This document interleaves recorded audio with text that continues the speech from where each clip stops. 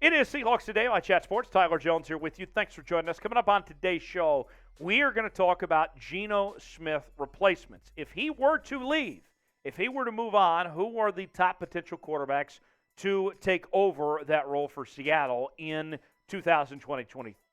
We will tell you here in just a second. Before we do, for the best Seattle Seahawks coverage, I have the channel for you. We're talking Seahawks each and every day with a daily video.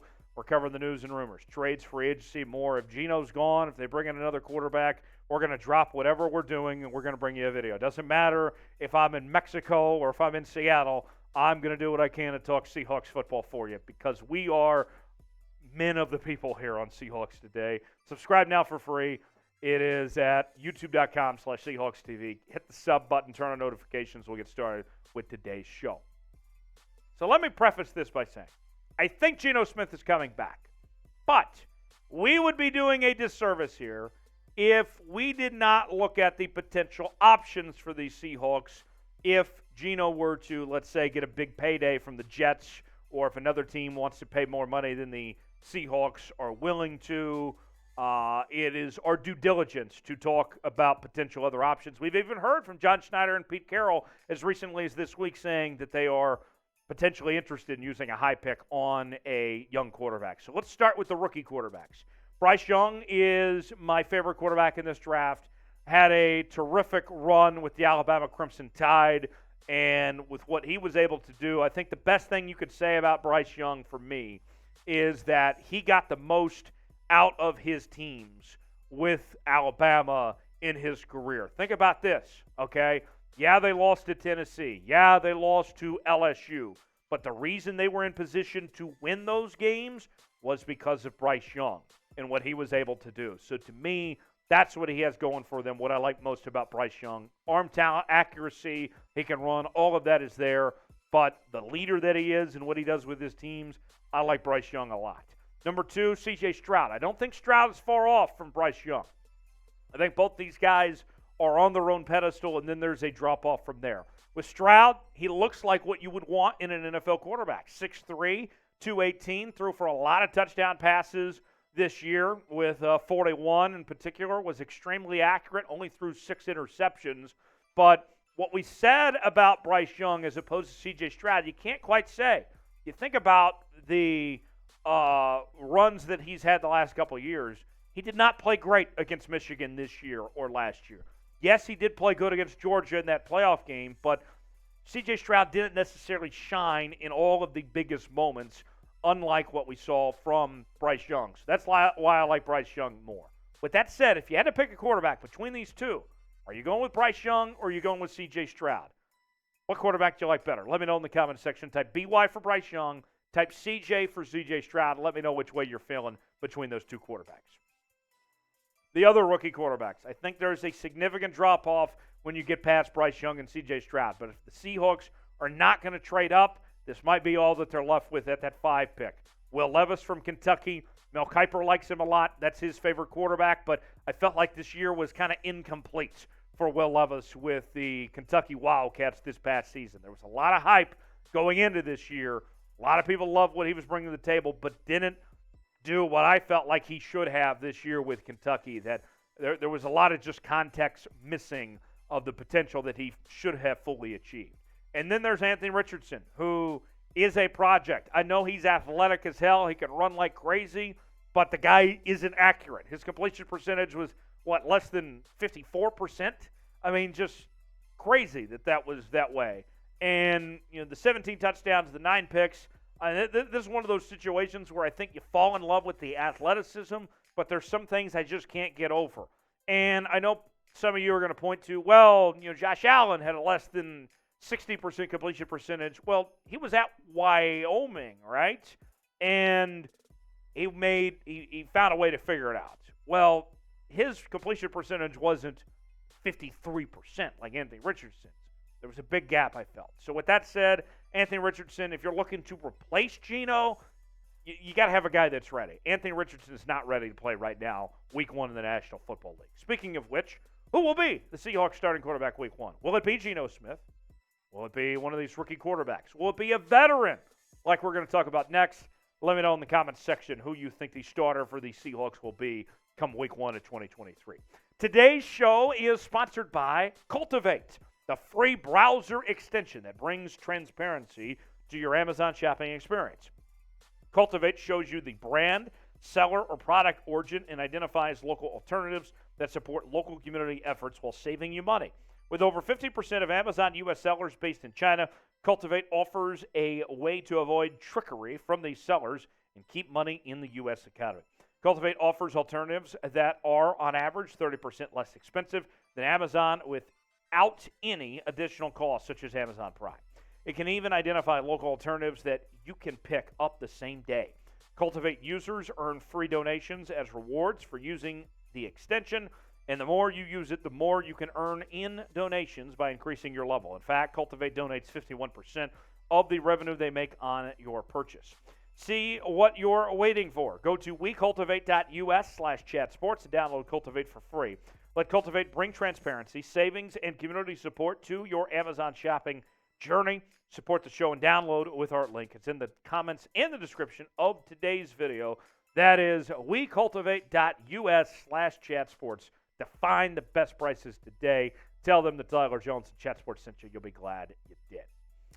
All right, let's go to the veteran options. In-house, you have Drew Lock, who is going to be a free agent in his own right, but a fairly cheap free agent at that. Did not take a single snap in 2022 as Geno Smith played every down this year for the Seahawks on offense. But a year in the system, obviously he knows it. He should know it. A year on the bench anyway, holding that clipboard. So he's got that going for him. But if you watched the preseason, if you looked at his time in Denver, things were certainly up and down. I think Drew Lock's future is as a backup in this league, which is just fine. I mean, another quarterback from right there, his very school, Chase Daniel, has made himself a pretty good living as a backup. I think that's more Drew Lock's avenue going forward, but you have to start with there internally with Drew Lock as far as that goes. The veterans, the most exciting player in the National Football League, Lamar Jackson. He comes to mind, but he is going to come with a steep trade cost. It will not be cheap if you are trying to trade for Lamar Jackson. And then speaking of not being cheap, that contract is insane. Not only just potentially making him the highest paid quarterback in the league with the $50 million and all that, but also something to think about, too, you're looking at with Lamar Jackson of the factor involved of the guaranteed money, which is at the heart of the issue of his situation there with the Baltimore Ravens. So with all that in mind, you know, do you really want to make that push for Lamar Jackson? No one is disputing how good of a football player Lamar Jackson is. What we are disputing is it worth to make that move, especially considering all you gave up in that, all you got that Russell Wilson trade. Do you want to give all that back up for Lamar Jackson? Maybe not. Another idea is Aaron Rodgers. Aaron Rodgers is interesting because the price tag on Rodgers isn't nearly as high as that of Lamar Jackson. Sure, the money is similar to what Jackson and Rodgers would be owed, but with him being older, what is he, like 39 years old now, you might get away with just giving up one first-round pick and a fourth-round pick. I love Aaron Rodgers. He's one of my favorite quarterbacks in this league. I think this would be your best alternative if you don't bring back Geno Smith, quite frankly, as far as who could be your best option for right now would be Aaron Rodgers. But you think about the future, how much longer does Aaron want to do this? And how much longer can he play at a high level? Those are questions we don't know at this point. Should the Seahawks trade for Aaron Rodgers? What say you guys? Y for yes, in for no. You think the Seahawks should make a move and bring Aaron to Seattle? Let us know in the comment section. Y for yes, in for no if you'd like to see that trade happen. Derek Carr. Oh, don't get me started on Derek Carr. Every time Derek Carr cashes a paycheck, he's stealing money. Derek Carr has robbed the Raiders a lot over the last few years. Had all that talent this past year with the Raiders of Darren Waller, Devontae Adams, Josh Jacobs, Hunter Renfrow, and that's what he had to show for it. 14 picks, less than 61% completion percentage, and 24 touchdowns. That was pathetic. I mean, let's be real with y'all. Derek Carr underperformed big time, got paid a lot of money. He's still going to expect a pretty decent-sized paycheck. I'm out on Derek Carr. No thanks. Jimmy G is interesting. Jimmy G's time in the league has gone up and down. It has been a roller coaster for sure. But the one thing that you can say about Jimmy G that for damn sure you can't say about Derek Carr, Jimmy G's a winner. He has won a lot of playoff games. He's been to a Super Bowl. He's played in a number of NFC championship games. And before he got hurt last year, he was coming off the best season of his career. He had 16 touchdowns, 4 interceptions. Jimmy G was playing really good. We've seen that Jimmy G can go far in the playoffs, that you can win with a guy like Jimmy Garoppolo. But with that said, how much longer do you want to ride with a guy like Jimmy G? The Niners already gave up on him. Do you want the leftover quarterback from the Niners? I don't know about that. What's his price tag? That remains to be seen. The last name on this list, if you watched Seahawks Today at all last offseason, you would know I love Baker Mayfield. I am a Baker Mayfield fan. I will always root for Baker Mayfield and wish nothing but the best for Baker Mayfield. Baker, I think the thing that you can say about him compared to these other guys, the other vets, he would definitely be the cheapest. You're not going to have to spend a whole lot of money if you have to pay for Baker Mayfield, okay? I mean, let's be real about that.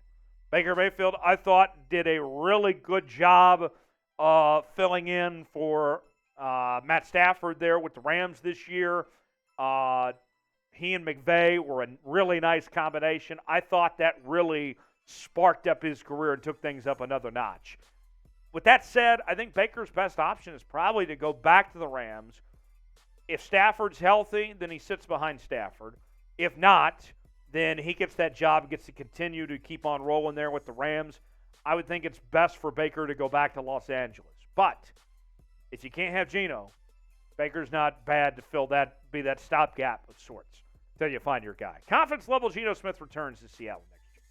I'm still feeling pretty high about this at this point in time. I think it's in that 8 to 10 range. But, things could change.